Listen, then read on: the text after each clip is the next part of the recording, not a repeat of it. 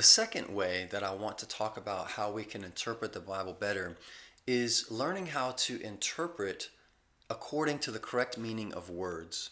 Words can have several meanings, and in English, we are the worst at this. We can have the same words spelled the same way, even pronounced the same way, and can have various meanings depending on its context. For example, the word heaven can mean the sky above us, or it can mean the dwelling of God and his heavenly hosts, or it can mean the eternal home for the righteous, and probably many others. And when we define wrongly, we can come up with false interpretations of the Bible. Matthew 24 is a great example for us to really flesh this idea out. Matthew 24, Jesus here is talking about the end times. The NIV subtitles this chapter, the destruction of the temple and the signs of the end times, which is actually very helpful that they subtitled this because it gives the reader a clear distinction that he's talking about two very different things. In chapter 24, in verse 1 and 2, it says, Jesus left the temple and was walking away with his disciples, or when his disciples came up to him to call his attention to its buildings. Do you see all these things? He asked. Truly I tell you, not one stone here will be left on another. Everyone will be thrown down. So he's talking about the destruction of the temple in Jerusalem, which happened in 70 AD by the Romans. And as Jesus was sitting on the Mount of Olives, the disciples came to him privately. Tell us, they said, when will this happen? And what will be the sign of your coming and of the end of the age? So the disciples are asking him two different questions. When will the destruction of the temple happen?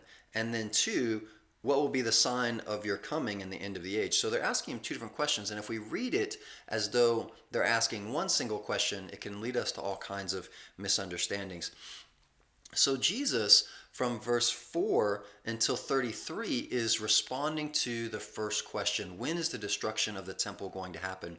And then in verse 34 is the pivot of the whole chapter when he starts addressing the disciples' second question. He says, truly I tell you, this generation will certainly not pass away until all these things that I've just mentioned have happened, talking about the destruction of the temple.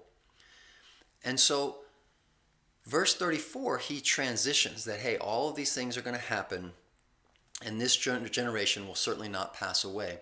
The word here, generation, is consistently used throughout the Bible to mean a 30 to 40 year time span, roughly an adult life cycle. And everything previous to verse 34 has applied to the destruction of the temple in Jerusalem that occurred in 70 AD. And to put a subtitle here between verse 35 and 36 is actually very helpful because it indicates a shift in what Jesus is talking about. So here in the NIV it says the day and hour unknown. So it actually even helps you by breaking this up, which of course it wouldn't have been broken in the original text. And so as this indicates that Jesus shifts to go on to address the second question starting in verse 36, then we are able to understand that this generation did not pass away that he was speaking to until they saw the destruction of the temple, which would have been generally true. But if we think that he's referring to the day and the hour that he will return, as the generation will not pass away until that happens, then we can start coming up with all kinds of erroneous interpretations. We start looking for signs in the political arenas and the world powers, and we start trying to predict when Jesus will come back, and we start thinking that this is having to do with the second question when it's not. So if you redefine the word generation to something different than it is consistently used throughout the scriptures to mean, if you redefine it to mean some dispensation of time, and then apply everything before verse 34 to that idea of generation, then you're going to get really out there pretty quickly and start predicting dates when Jesus will return, which of course in the context here he clearly says no one knows. So how many good-hearted people have gotten up to preach a sermon or maybe share for communion or get up before the church, and they talk about how they've looked up some English word and they've defined it in the dictionary, maybe love or grace or discipleship or cross or whatever the word is. They've looked it up in the Webster and they tell us what it means, and that definition then serves as an underpinning and the undergirding of all of their points that they're trying to make.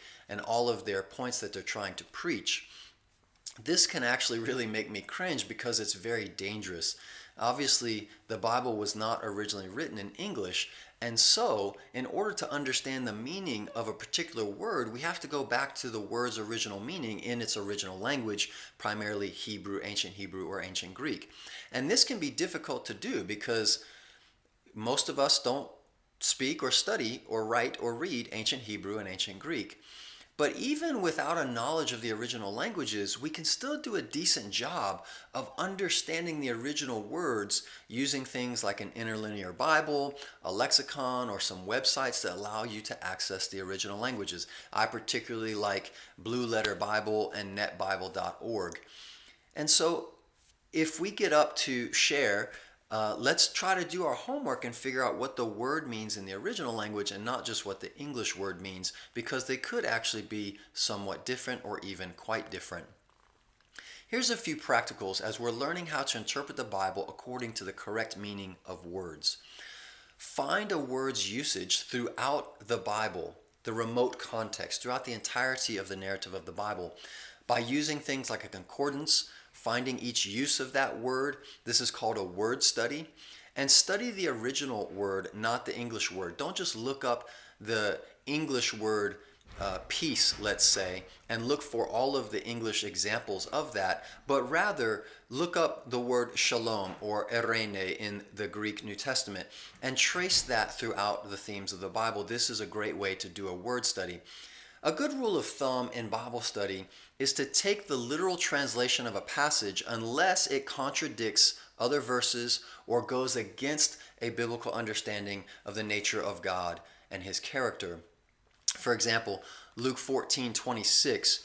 Obviously, Jesus can't mean literally to hate someone because this would go against all the other teachings in the scriptures about him. This would very much fundamentally contradict the teachings of Jesus in so many other places. So we can't conclude that he literally means to hate, because that would go against everything. But rather, a correct interpretation, or at least another interpretation, is that Jesus is speaking in hyperbole, a dramatic exaggeration, in order to emphasize his point and wake up his audience. And in my context, the millennial generation in the West is notorious for this, speaking in hyperbole. They're studying for their chemistry test and they were literally dying. This kind of thing is done all the time, even in our modern context. We speak in hyperbole. We don't literally mean what we're saying, but we're saying it in such a way as to emphasize a point. It's raining cats and dogs. It's not literally raining cats and dogs, but it's a euphemism. It's a way of speaking in such a way to emphasize the point. And so when we employ these practicals, this can help us to be able to interpret the Bible by better understanding the right and correct meaning of its words.